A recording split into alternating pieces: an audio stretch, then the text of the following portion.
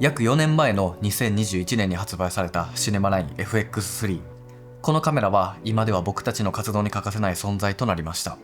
アマチュアからプロまでたくさんのクリエイターを支え続け、2025年今現在でも映像業界のトップを走り続けています。そんな中で期待が高まるのはやはり FX3 の後継機。僕自身も心待ちにしているカメラのうちの一つです。そこでついにソニーシネマラインから新たな新作が登場しました。その名も FX2。真っ先にスペックを確認してみたところ、 4K60p は 1.5 倍のクロップ、内蔵 ND フィルターは非搭載、ベース ISO は800と4000です。あれ、これは僕たちが待ち望んでいた FX3 の後継機ではなさそうです。それでも FX2 には新設計ボディを採用し、 AI プロセッシングユニットをはじめとするソニーの最新技術が集約された最も新しいシネマラインカメラとなっています。このカメラは誰のためのシネマラインでしょうか？ FX2 に乗り換える価値はあるのでしょうか？全て確認していきましょう。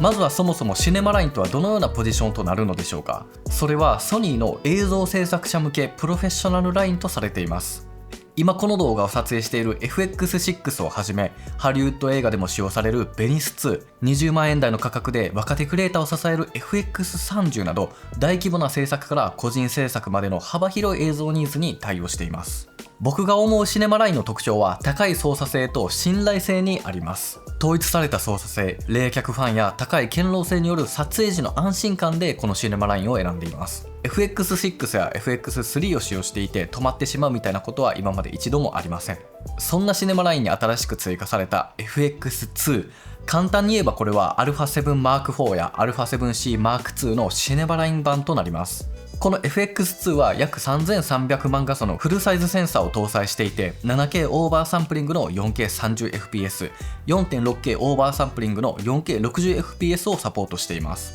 記録方式としては XAVC-HS、S、オールイントラの3つを選択することができて、 α7M4 や α7C M2 にはない DCI4K を選択することもできます。これはシネマラインならではの機能となっており、ハリウッド映画で定められた少し横長の17対9の規格をサポートしています。ただ FX3 や FX30 では 4K120fps をサポートしているので、この FX2 のスペックを最初に見たときは、ここに来て最大 4K60p で、しかも 1.5 倍クロップかと少し残念な印象を受けてしまいました。ですが実際に 4K60fps や 120fps を頻繁に使用している方はどの程度いるのでしょうか。 YouTube 撮影に使用しているこの FX6 は 4K24fps 固定で使用しています。このような YouTube やインタビュー動画、Vlog、プロモーション動画などはほとんどが 4K24 フレームや30フレームで十分であり、高フレームレートを選択せずに FX3 を使用しているというユーザーも少なくはないはずです。それではこの FX2 の 4K24fps のみで撮影した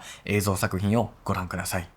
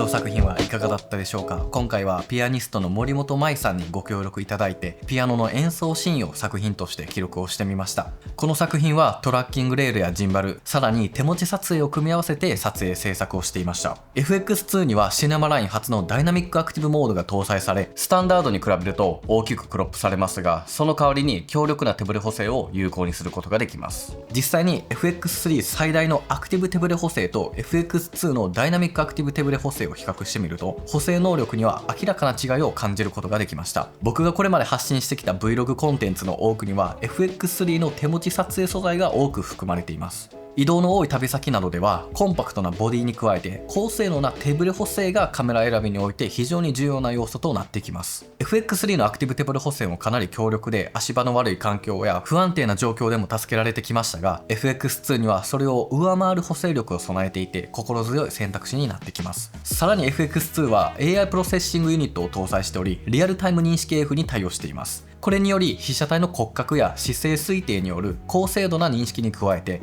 人物、動物、鳥、昆虫、車、列車、飛行機の認識を可能にしています。僕は普段 AI プロセッシングユニットを搭載していない FX3 や α7 Mark IV を使用していたので、低照度環境でもしっかりと瞳を追い続けていたり、検出が難しいシチュエーションでも顔ではなく瞳を認識ができてしまう AF 性能にはとても驚きでした。その他のスペックとしては ISO800 と ISO4000 のデュアルベース ISO が採用されています。このデュアルベース ISO というのは名前の通り2つのベース ISO があり、 FX2 の場合は ISO800 と ISO4000 の時に最もノイズが少なく最も多くの情報を記録することができるというものになっています。皆さんの使用状況もぜひコメントで教えていただければと思うのですが、実際に FX3、α7S3 などの ISO12800 を頻繁に使用しているという人はどの程度いるのでしょうか。実際のところそこまで多くないのではないかというのが僕たちの予測になります。活動拠点を東京に置く僕たちは、街並みは明るくて十分に光量を確保できるため、 FX2 の ISO4000 というのはちょうどいい明るさで、それなりに選択しやすいデュアルベース ISO かもしれないですよね。そして FX2 のダイナミックレンジは15プラスストップと見積もっており、これは FX3 と同等のスコアになっています。ダイナミックレンジとは明るい部分と暗い部分をどれだけ広範囲に記録できるかを示すスコアとなり、このスコアが高いほど白飛びや黒つぶれを少なく撮影することができます。FX30 は14プラスストップと見積もっていて、業界的にも FX2 の15プラスストップというのはかなり優れているスコアとなります。ということでここからはそんな FX2 の動画も写真も妥協なく撮りたい人のために向けられたボディデザインについて見ていきたいと思います。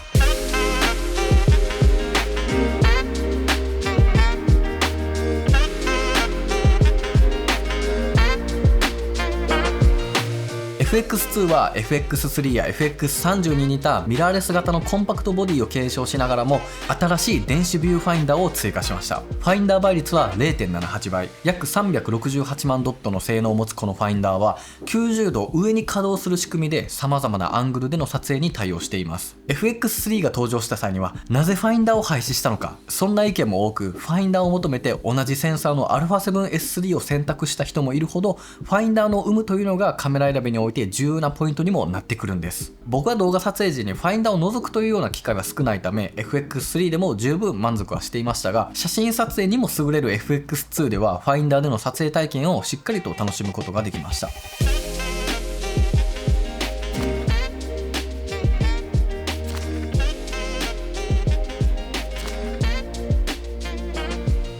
新たなこの電子ファインダーを追加したものの、本体重量は FX3 よりも 40g も軽い約 677g で、シネマラインカメラの中では2番目に軽量なカメラに位置しています。そしてファインダーの他にムービースチルの切り替えレバーが追加され、素早い切り替えを可能にしました。写真性能は有効画素数約3300万画素で、メカニカルシャッターによる秒間10コマの連写撮影にも対応しています。 FX2 の約3300万画素と FX3 の約1210万画素とでは画質にこのぐらいの差があり、特に拡大表示した際にその違いはより明確に感じられるはずです。そして FX2 には新たなクリエイティブルックも含まれており、ソニーユーザーから非常に人気のある FL が3種類に増えています。クリエイティブルックとはソニー独自のカラープロファイルのことで、取って出し JPEG でもこのような色味や質感を楽しむことができます。新しく追加された3種類の FL の違いはこんな感じで、コントラストや色味の違いを感じることができると思います。さらに新たなホームスクリーンボタンが追加されています。これにより動画撮影に必要な情報を全て一つの画面で確認することができて、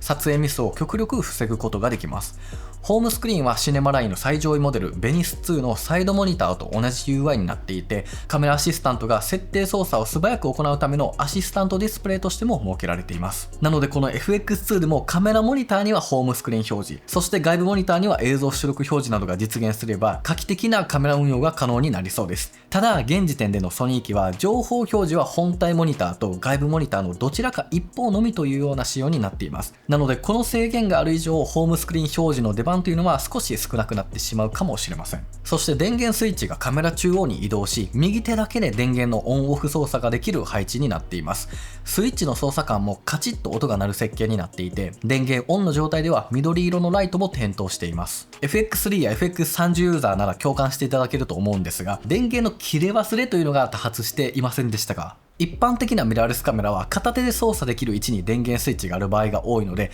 FX3 や FX30 では電源を切り忘れていつの間にかバッテリーが減ってしまうみたいなことが僕たちの中でも結構あったんです。その点 FX2 では片手で操作ができるということに加えて、ライトの点灯で電源状態が一目でわかるというのは地味に嬉しい進化ポイントの一つです。そしてカスタムボタンがファインダーの左側にも用意され、計7つに増えたり、底面のネジ穴が2つになったので、レンズの重量に合わせた前後のバランスの調整やプレートを取り付ける安全面にも優れています。その他のボタン配置や操作感は FX3 や FX30 と統一されていて、独立したホワイトバランスと ISO ボタン、電動のパワーズームレンズをスムーズに操作するための電動ズームレバーを採用しています。ただ FX2 の筐体で残念だったところもあるのです。それは約103万ドットのモニターという解像度の低さと CF エクスプレスタイプ A 兼 SD カードスロットが1つのみで、もう片方のスロットは SD のみの対応というところになるんです。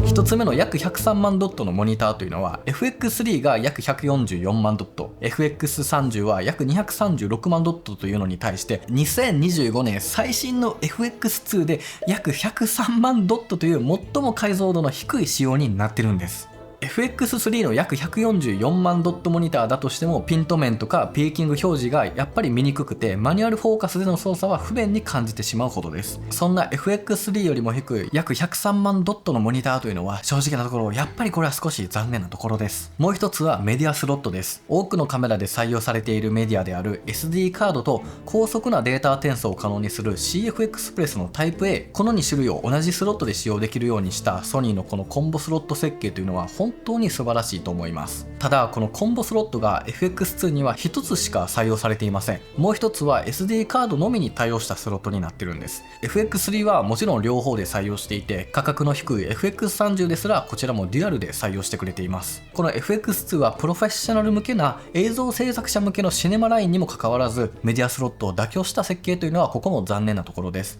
もしかするとボディ設計の仕様だったりコスト面とかボディの軽量化などの観点から採用するのが難しかったかもしれませんが、業務用途であれば採用した方が良かったんじゃないかなと個人的には感じています。しかしその他のボディ設計はとても優れており、バッテリーは多くの機種で互換性のある NPFZ100 を採用しており、タリーランプによる録画状況の確認のしやすさ、排熱ファン機構による長時間収録にも対応できます。ボディ左側のネジ穴は廃止されましたが、右側のネジ穴による縦動画撮影でのカメラ運用のスムーズさや、上面のネジ穴による拡張性、さらに FX3 や FX30 と互換性のある XLR-H1 ハンドルの取り付けを可能にしています。この XLR-H1 ハンドルを取り付けることで XLR マイクを直接入力することができます。端子類は 3.5mm ステレオマイクジャックとイヤホン出力端子がカバーのない状態で下側に配置され、 USB-C とマルチ端子フル HDMI に対応しています。イヤホンマイク端子は下側配置となり、モニター干渉も改善され、もちろん HDMI ケーブルを接続していても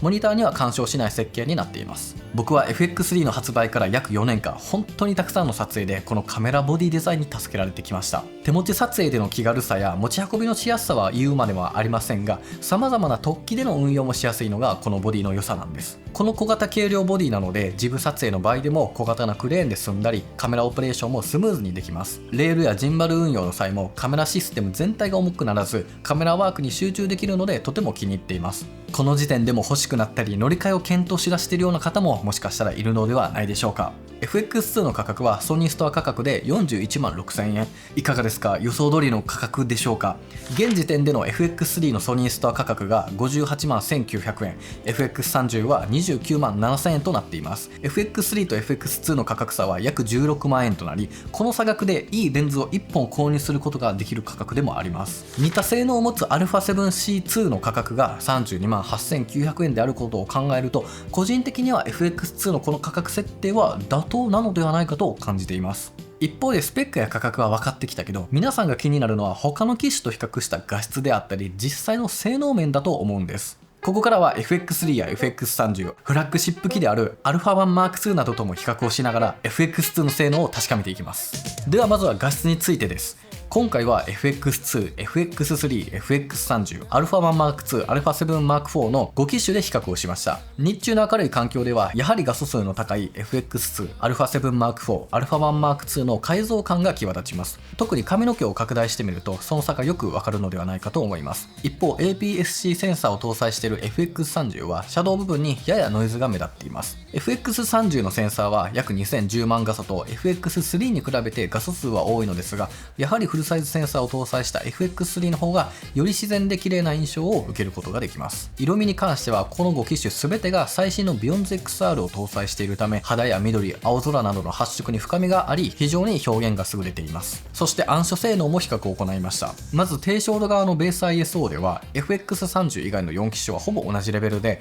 ノイズ感にも大きな違いというのはありません。ただし FX30 はセンサーが小さい分やはりややノイズが多く感じられます。次に FX30 の高感度側のベース ISO である ISO2500 での比較です。ここで一つ驚いたのは FX3 の ISO2500 よりも FX2 の ISO2500 の方が綺麗だったのです。FX2 は高感度側のベース ISO が ISO4000 なので ISO2500 はベース ISO に近くよりノイズの少ない映像になったのかもしれません。さらに FX2 のベース ISO である ISO4000 で比較をしたところ、やはり FX2 が圧倒的に綺麗です。そして最後に FX3 の高感度側のベース ISO の12800での比較です。こちらも予想外の結果となり FX3 が綺麗なのはもちろんですが、 FX2 でもノイズは乗っているものの改造感があり、低照度環境だとしても実用レベルに近いのではないかと感じています。さらにバッテリーライフと長時間収録を検証してみました。全て 100% の状態から 4K24fps、42210 ビット HS で連続撮影で行っています。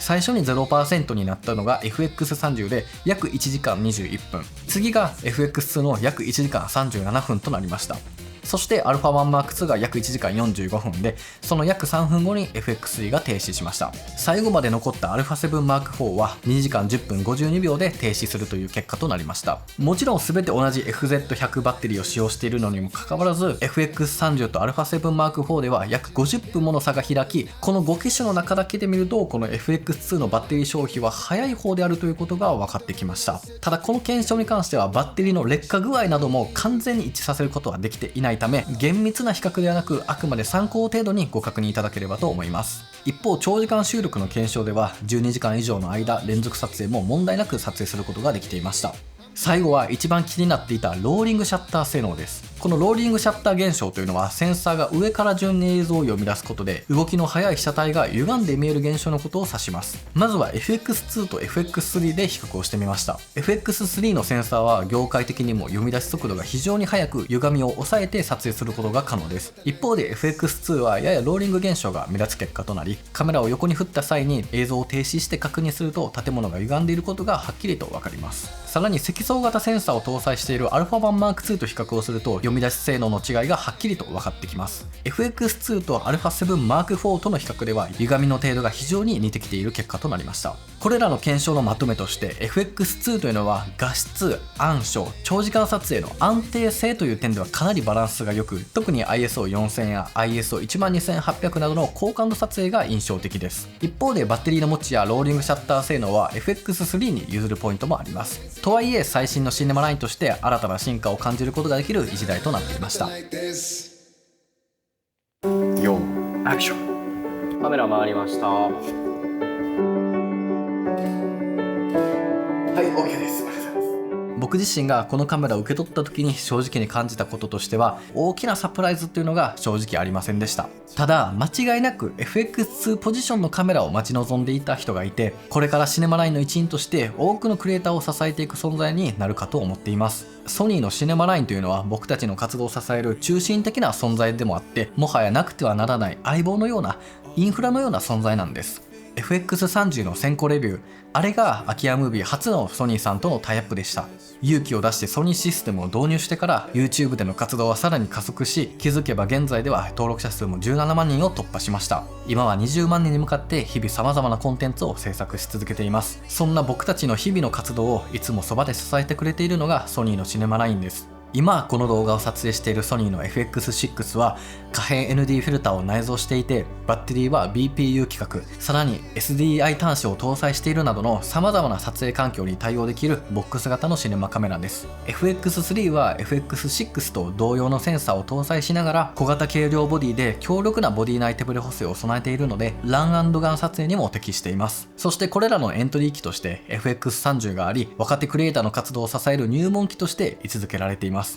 今回のこの FX2 というのは誰のためのカメラなのでしょうか。現時点での僕の答えとしては、動画と写真の両方を妥協せずに求めるクリエイターにとって最適なカメラになり得るということになります。 4K422 10ビットの美しい映像に加え、約3300万画素の写真を EVF を使ってしっかりと撮影ができる、映像制作をワンオペでこなしながらも写真撮影も同時に行うような現場にはぴったりな存在なのではないかと思います。そして今回のピアノ演奏の作品のようにスローモーションを使わない映像作品であったとしても、高解像度を活かせる FX2 が大きな武器になってくるのではないかと思います。FX3 と FX6 は暗証に強い低画素モデルのため、写真と動画の両方をある程度の画素数を確保しながら運用ができるこの FX2 というのはまさに唯一無二の存在になるかもしれません。今回この FX2 で撮影したサンプルの写真や映像を無料でダウンロードできるように準備をいたしました。よければ実際の写真や動画データを触ってみて、カラー表現や高品質なデータにアクセスをしてみてください。これは僕たちが運営するビジュアルパークというオンラインショップからすでにダウンロードができているはずです。そして今回の映像作品は全て僕自身が開発をしたパワーグレードを使って色味の編集を行っています。これを使えば簡易的により高品質な映像のカラー編集ができると思いますので、こちらも合わせてチェックしていただければなと思います。ということで皆さんはこの FX2 というカメラにどのような意見や感想があるでしょうか。ぜひよかったらコメント欄で教えてください。そしてこの動画が気に入っていただければいいねやチャンネル登録の方もよろしくお願いいたします。それではまた皆さん次回の動画でお会いしましょう。バイバイ。